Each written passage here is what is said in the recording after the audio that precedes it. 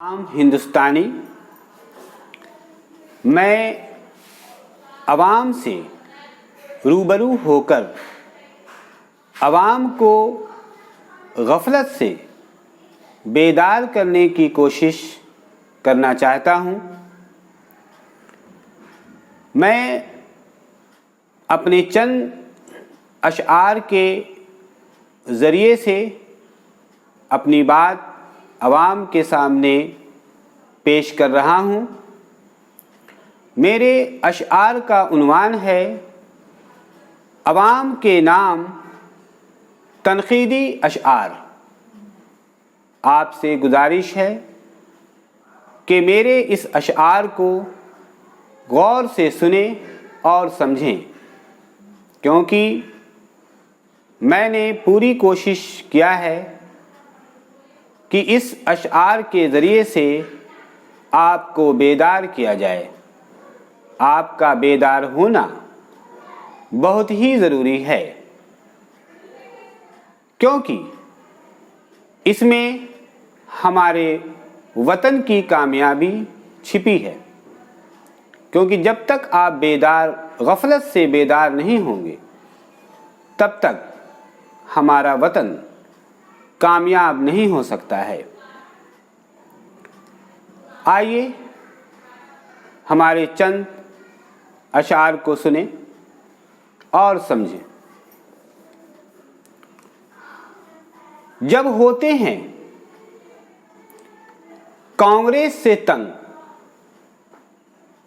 जब होते हैं कांग्रेस से तंग, तब कहते हैं बीजेपी अब। जब होते हैं कांग्रेस से तंग, तब कहते हैं बीजेपी अब।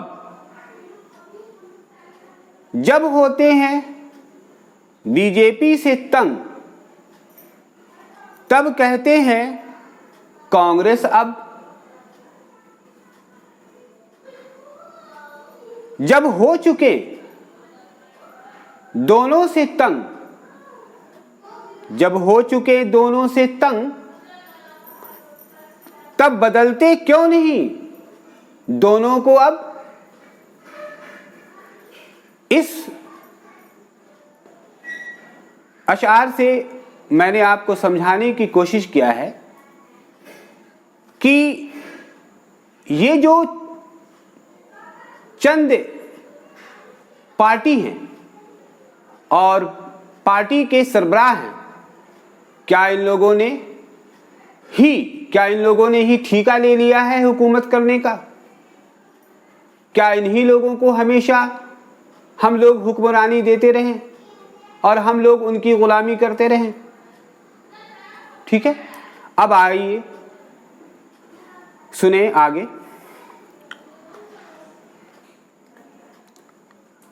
कभी पार्टी तो बदल देते हैं।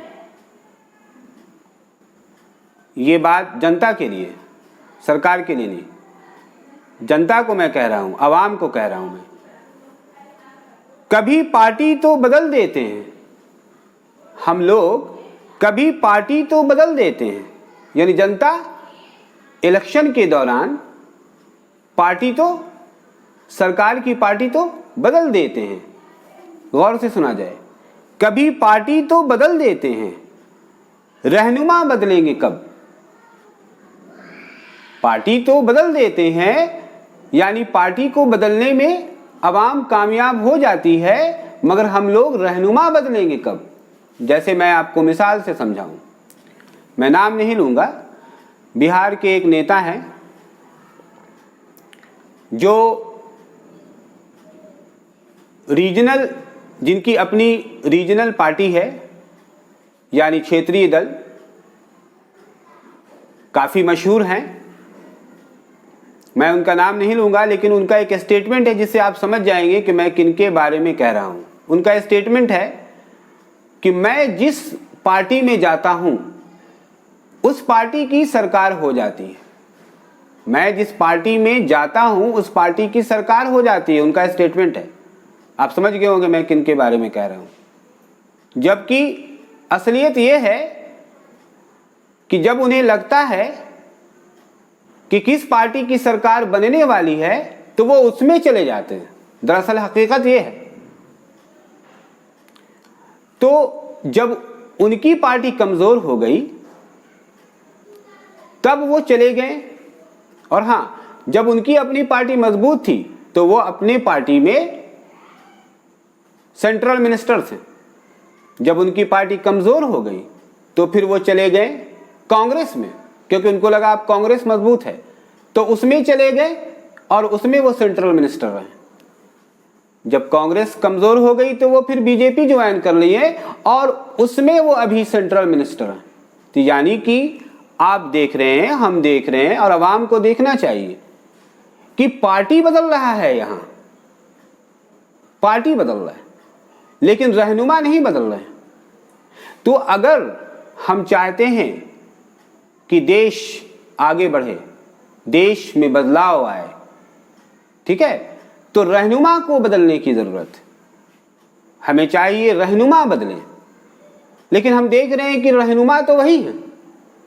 तो जब रहनुमा वही हैं तो पार्टी के बदलने का क्या फायदा, ठीक है। तो रहनुमा बदलने की जरूरत है, पार्टी बदले या ना बदले। तो मेरा शेर ये है कि कभी पार्टी तो बदल देते हैं, रहनुमा बदलेंगे कब। अब आइए आगे जाने। गर हुकूमत कुछ की है तकदीर, गर हुकूमत कुछ की है तकदीर, गर हुकूमत कुछ की है तकदीर, तो फिर हम अपनी तकदीर बदलेंगे कब। यानी कि मैं कहना चाहता हूं क्या कि कुछ ही लोगों की तकदीर है हुकूमत करने की। क्या हमारे मजदूर की तकदीर नहीं है हुकूमत करने की? क्या वो हमेशा बोझा ढोएं, मजदूरी करें? क्या हमारे किसान हमेशा हल जोतें? क्या उनकी तकदीर नहीं है? उनको भी तो हुकूमत करनी चाहिए। क्या चंद लोगों की ही तकदीर है हुकूमत करने की? हम देख रहे हैं कि हमारे कोई रहनुमा 15 साल से हुकूमत कर रहे हैं, कोई 20 साल से कर रहे हैं, कोई 25 साल से कर रहे हैं, और वही लोग हमेशा करते आ रहे हैं। तो हम गरीब, हमारे किसान, हमारे मजदूर कब हुकूमत करेंगे, कब अपनी तकदीर बदलेंगे? क्या इन लोगों ने ठेका ले लिया है हमेशा मजदूरी करने का और हल जोतने का, हमेशा गुलामी करने का? कभी अंग्रेज के गुलाम थे और आज अपने ही वतन के लोगों के सामने गुलाम हैं।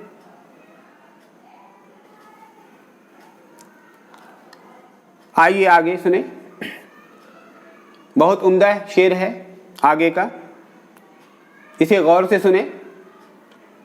गरीब रहनुमा चुना हमने, गरीब रहनुमा चुना हमने, गरीब रहनुमा चुना हमने, गरीबों के रहनुमा लाओगे कब।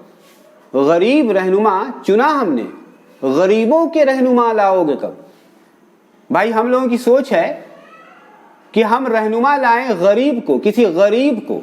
आप देख रहे होंगे हमारे हिंदुस्तान में बहुत सारे रहनुमा हैं जो गरीब थे, कभी वो गरीब थे, उन्होंने अपनी जिंदगी गुर्बत से गुजारी, गरीबी से गुजारी, गरीबी का मजा चखा है, और गरीब थे और आज उनकी सरकार है। आज वो बड़े ओहदे पे हैं, मिनिस्टर हैं, मंत्री हैं, वजीर हैं। कभी वो गरीब थे, हमने उनको लाया कि वो कभी गरीब थे, गरीब का दर्द वो जानते होंगे, गरीबों से वो हमदर्दी करेंगे, लेकिन ऐसा हो नहीं रहा है। तो हमारा कॉन्सेप्ट ही गलत है। हम सोचते हैं कि किसी गरीब को लाएं, लेकिन नहीं, हमको ये सोचना चाहिए कि हमारा रहनुमा वैसा हो जो गरीबों का हो। गरीब हो या नहीं हो, जरूरी नहीं है कि गरीब ही हमारा हमदर्द होगा, अमीर भी हमारा हमदर्द हो सकता है। जैसे मिसाल के तौर पे महात्मा गांधी, वो गरीब नहीं थे, वो बहुत अमीर थे, तो क्या वो गरीबों के नेता नहीं थे, गरीबों के रहनुमा नहीं थे? सुभाष चंद्र बोस, वो भी बहुत अमीर थे, तो क्या वो गरीबों के रहनुमा नहीं थे?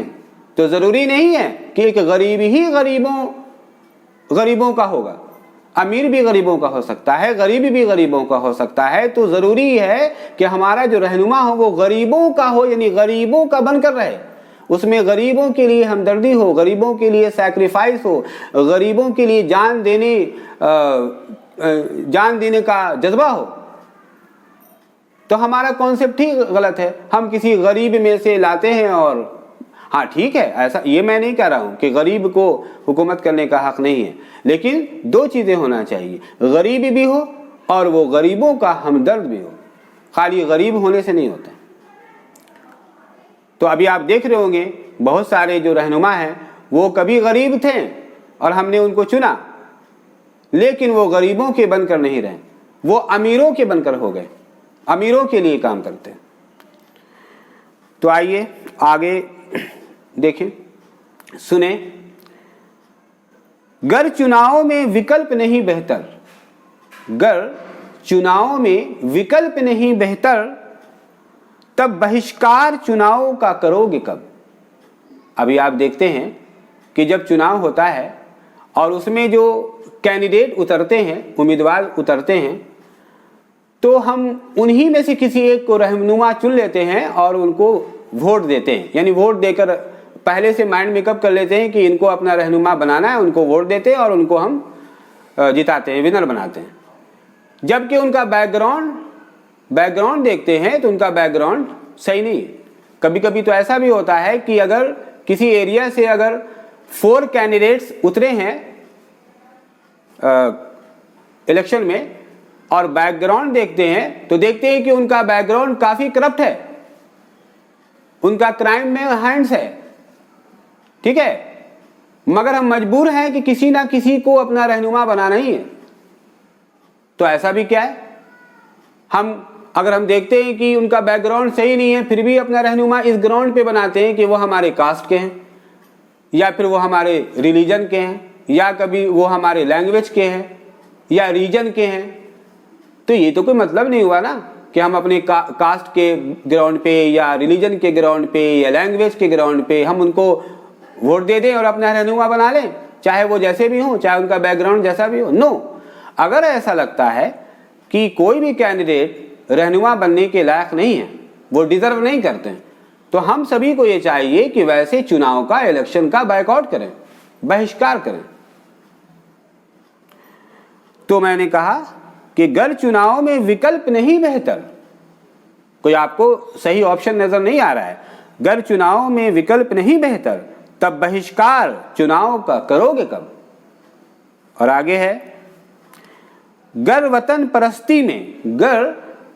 परस्ती में है पोशीदा सियासत, गर वतन परस्ती में है पोशीदा सियासत, तब ऐसी सियासत को बदलोगे कब। वतन परस्ती करना तो अच्छा है, लेकिन अगर उस वतन परस्ती के नाम पे अगर पोशीदा सियासत हो रही है तो फिर वो वतन परस्ती नहीं है। और ऐसे सियासत को अवॉइड करना चाहिए। तो फिर मेरा कहना है कि गर वतन परस्ती में है पोशीदा सियासत, तब ऐसी सियासत को बदलोगे कब। और आगे है, जो कराते हैं इख्तिलाफ यानी फसाद, झगड़ा, हिंसा, जो कराते हैं इख्तिलाफ, जो भी कराते हैं इख्तिलाफ, वैसे लोगों को समझोगे कब। वैसे लोगों को समझोगे कब, यानी कि उनके बहलावे को समझोगे कब समझोगे उनको, कब उनके जाल में फंसते रहोगे, कब समझोगे नहीं। कभी अंग्रेज का टाइम था, जब अंग्रेज का वक्त था, दौर था, तो वो लोग क्या करते थे, वो लोग टाइटल देकर लोगों को ठगते थे, खुश करते थे। टाइटल, किसी को टाइटल दे दिया और वो खुश हो गया और अंग्रेजों का जय जयकार कर दिया गया। आज क्या हो रहा है, आज टाइटल तो नहीं दिया जा रहा है, लेकिन आज बड़ा बड़ा वायदा किया जा रहा है और उस वायदा के जाल में हम फंसते जा रहे हैं। आज देखिए, आज हमारे बिहार में चुनाव होने वाला है, इलेक्शन। इसमें भी बड़ा बड़ा वायदा किया जा रहा है। इसमें वायदा किया जा रहा है कि जब हम जीत जाएंगे, विनर हो जाएंगे, तो 10 लाख रुपया देंगे। 10 लाख रुपया। आपने देखा कि पहले कितना लाख रुपया मिला हर एक आवाम को, कि बाद में मिलेगा। तो ये सब सिर्फ क्या है, ये सब आपको गुमराह करने का जरिया है। तो अभी हम लोगों को अवेयर होने की ज़रूरत है, बेदार होने की ज़रूरत है। कब तक हम लोग इनके जाल में फंसते रहेंगे? आइए कुछ बदलाव लाएं और ऐसे मक्कार, ऐसे जालसाज रहनुमा को बदलें जो दल को बदल बदल कर हमेशा हुकूमत कर रहे हैं, और वो अवाम के लिए नहीं बने हैं, गरीबों के लिए नहीं बने, बल्कि अपने लिए बने। वैसे लोगों को बदलने की ज़रूरत है जो अपने लिए हुकूमत कर रहा है। वैसे लोगों को लाने की ज़रूरत है जो गरीबों के लिए हो, जो देश के लिए हो, जो मुल्क के लिए हो, जो वतन के लिए हो।